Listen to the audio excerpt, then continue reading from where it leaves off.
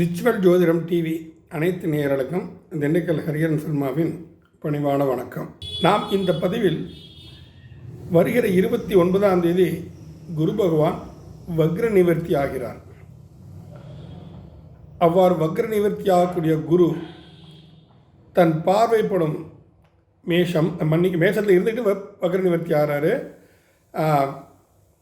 சிம்மம், துலாம், தனுசு இந்த மூன்றையும் தன்னுடைய வக்ர பார்வையினால் சில பல ஏமாற்றங்களை கண்டிப்பாக தந்திருப்பார். அதாவது இந்த ராசிக்காரன் கொஞ்சம் இது நடக்கும் நினச்சிட்டு ரொம்ப தீவிரமாக முயற்சியில் இருப்பாங்க. அவங்களுக்குலாம் சில பாதிப்பில் கொடுத்துருக்கும். கடைசி எட்ஜில் போய் ஒரு ஏமாற்றத்தை கொடுத்துருக்கும். 5ஆம் இடம்னு சொல்லக்கூடிய சிம்மம் என்றைக்குமே ஒரு எஃபெக்டடான ஒரு ராசி நம்ம எல்லாம் சொல்லுவோம். ஒரு உயர் பதவி சம்மந்தப்பட்ட விஷயங்கள், பெரியோர்களை சந்திக்கக்கூடிய சில விஷயங்கள், இதெல்லாம் ஒரு பெரிய ஏமாற்றத்தை கொடுத்துருக்கும். துலா ராசிக்கும் அப்படி தான்.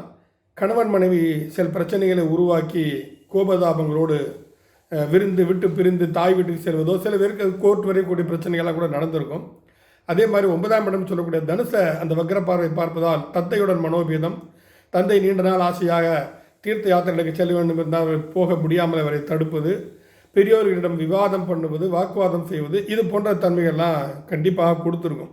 அப்பேற்பட்ட குரு பகவான் வருகிற டிசம்பர் 29ஆம் தேதி வக்ர நிவர்த்தி அடைந்து மே மாதம் 5ஆம் தேதி, அது 5/1/2024 வரைக்கும் மேசராசியில் தான் செஞ்சிருப்பார். இவர் வக்ர நிவர்த்தி ஆறுது அப்படிங்கிறது 12 ராசிகளுக்கும் வித்தியாசமான பல பலன்களை கண்டிப்பாக கொடுக்கும். அப்பொழுது இதில் இந்த சிம்மம், துலாம், தனுசு இவைகள் எல்லாமே சற்று அதீத நற்பலன்களை எதிர்பார்க்கலாம். இதுவரை ஏமாற்றம் தந்திருந்த அதே இடங்கள் இப்பொழுது அந்த ஏமாற்றம் விடுதலையாகி தனக்கு சாதகமான சில விஷயங்களை இவை சந்திக்கக்கூடிய ஒரு காலகட்டம். அந்த வகையில் 12 ராசிகளுக்கும் குரு பகவான் வக்ர நிவர்த்தியாகி என்னென்ன நற்பலன்களை செய்ய போகிறார் என்பதை இந்த பதிவில் நாம் தொடர்ச்சியாக பார்ப்போம். மகர ராசி நேயர்களே, உங்கள் ராசிற்கு 12, அதாவது விரயஸ்தான மற்றும் 3 விஜய வீரிய ஸ்தானம் என்று சொல்லக்கூடிய 3ஆம் இடத்திற்கு அதிபதியான குரு பகவான் உங்கள் ராசிக்கு 4ஆம் இடத்தில் அர்த்தாஷ்டம குருவாக, அதுவும் வக்ரகதியில் சமீப காலமாக சஞ்சரித்து கொண்டிருந்தார்.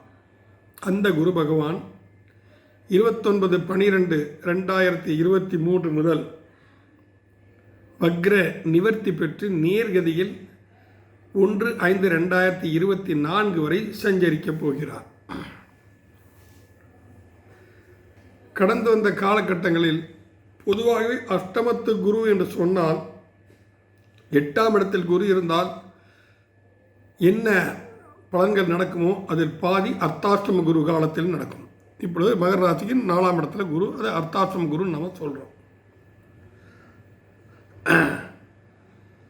அதாவது பொருள் இழத்தல், களவு போதல்,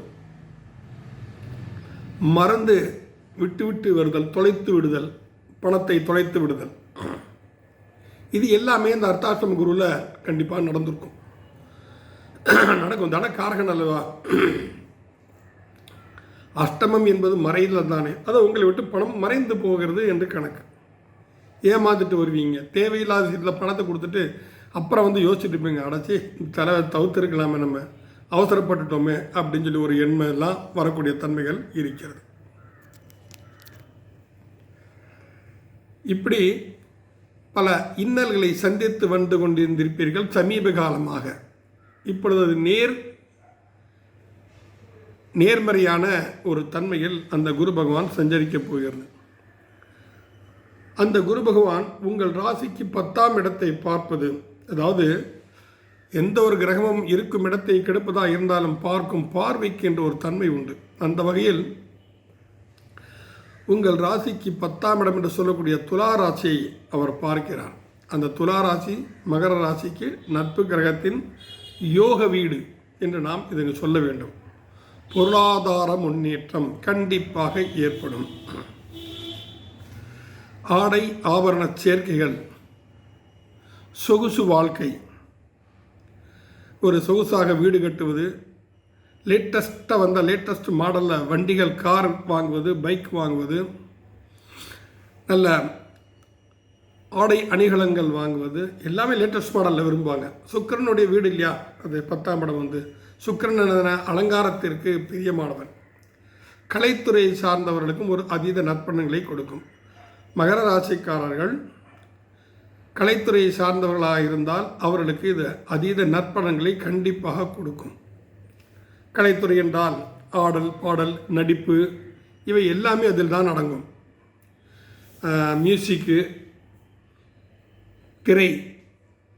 திரைமறைவு வேலைகள், அதாவது ஸ்க்ரீனில் வரமாட்டாங்க, ஆனால் ஸ்க்ரீனுக்கு பின்னால் வந்து அந்த நிகழ்வு வெற்றி வருவதற்கு முழுமையாக பாடுபடக்கூடியவர்கள். அழகு சாதன பொருட்கள், தோற்றத்திலேயே அழகாக இருப்பவர்கள். எப்பவுமே நம்ம நீட்டாக வச்சுக்கணும், நம்மளை டைலஸ் சட்டிங் போடணும், மேட்சிங் ட்ரெஸ் போட்டுக்கணும், அதுக்கு தகுந்த காலில் ஷூ இருக்கணும். இந்த மாதிரி அலங்காரத்தை விரும்பக்கூடியவர்கள் துலாம் அதிபதி சுக்கிரனுடைய காரகத்துவம் 10ஆம் இடம் பார்த்தானவங்க மகர ராசிக்கு. இவைகளில் முன்னேற்றம் கண்டிப்பாக ஏற்படும். அதே சமயம் இந்த குரு பகவான்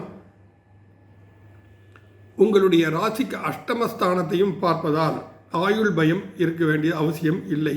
சில பேருக்கு இந்த பயம் வரும், ஏதாவது ஒரு நிகழ்ச்சி அடிச்சுன்னா ஒரு அலர்ஜி மாதிரி வந்துடும், நமக்கு என்ன ஆயிருமோ ஏதாயிருமோன்னு ஒரு பயம் உண்டாக்கிடும். அந்த பயத்தை எல்லாம் நீங்கள் அடைய வேண்டிய அவசியம் இல்லை.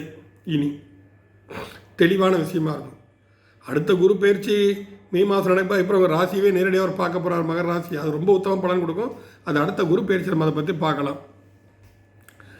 அப்போது உங்கள் ராசிக்கு அஷ்டமஸ்தானத்தை பார்ப்பதால் மறைபொருளை உணர்தல். ஒருத்தர் மட்டும் ஒரு பொருளை கொடுக்குறானே, இவன் ஏன் கொடுக்குறான்னு சிந்திக்க வைக்கும் உங்களை. எதுக்கு நமக்கு திடீர்னு வந்து நமக்கு ஹெல்ப் பண்ணுற மாதிரி ஒரு சீனை கிரியேட் பண்ணுறானே, இதுக்கு என்ன விஷயம் இருக்கு இல்லையா? நமக்கு வருதுன்னு வர்ற வரைக்கும் லாபம்னு சுருட்டி அது ஏதாவது பிரச்சனையில் சிக்கிறதுக்கு பதிலாக அது ஏன் வருதுன்னு சிந்திச்சு நம்ம செயல்பட்டால் அது நமக்கு நல்லது தானே. அந்த மாதிரி ஒரு தன்மையெல்லாம் கண்டிப்பாக கொடுக்கும். மறைபொருளை உணர்தும் தன்மை கண்டிப்பாக உங்களுக்கு ஏற்படும். அதுக்கப்புறம் உங்கள் ராசிக்கு 12ஆம் இடத்தை அவர் பார்க்குறார்.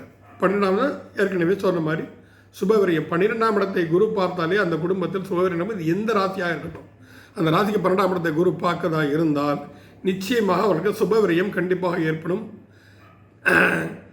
குழந்தைகள் கல்வியில் மேன்மையான ஒரு தன்மையை உருவாக்கி வெளிநாட்டில் போய் படிக்க விட்டோம், அதுக்குண்டான வசதி வாய்ப்புகளை ஏற்படுத்தி கொள்ளுதல், குழந்தைகளுக்கு திருமணம் நடத்தி வைத்தல், நகை நட்டுகள் வாங்குவது, இது எல்லாமே சுபவிரயங்கள் என்று சொல்லுவோம். அப்போ குரு அந்த இடத்த 12ஆம் இடத்தை பார்த்தோன்னே சுபவிரயம் கண்டிப்பாக ஏற்படும். நீண்ட நாளாக எடுத்துகிட்டு போயிருந்த ஒரு வீடு கட்டுற வேலை வந்துருச்சு, சரி ரைட்டு பணம் கைக்கு வருது, பேங்க்கான லோனை சாங்ஷன் பண்ணிட்டான், ஒரு 7-8 மாதமாக எடுத்தடிச்சு வாங்கிட்டு வந்து ரைட் ஓகே வீடை கட்டுவோம், கிரகப்பிரவேசம் செய்வோம், 4 பேர் விருந்தாளி கூட கௌரவமாக நானும் சொந்த வீட்டில் இருக்கேன்னு ஒரு கௌரவத்தை கவனம், இந்த மாதிரி தன்மைகள் எல்லாமே இந்த மகர ராசிக்கு கண்டிப்பாக இப்பொழுது ஏற்படும். அதில் எந்தவித மாற்று கருத்தும் இல்லை. இந்த மகர ராசிக்காரர்கள் கண்டிப்பாக விஷ்ணு சஹஸ்ரநாமம் பாராயணம் செய்வது அதீத நற்பலன்களை கொடுக்கும். பெருமாள் வழிபாடு மிகவும் மகத்துவமானது.